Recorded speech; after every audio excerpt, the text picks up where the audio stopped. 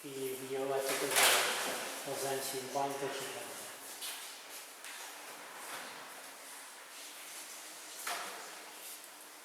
Aquí tenim també una espècie de vol d'aquí, amb la mà del Pare Etern.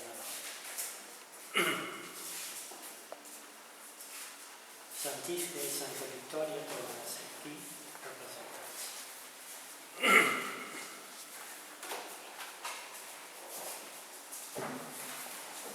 Llavors el que també és molt bonic és a baix els vitralls que hi ha als finestrals de la dreta, el que hi ha pujant i el que hi ha baixant també és molt bonic.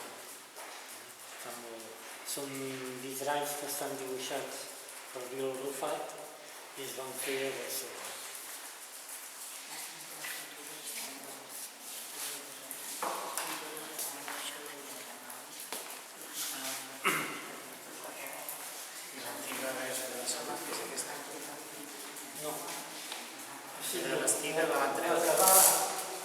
El que es va trobar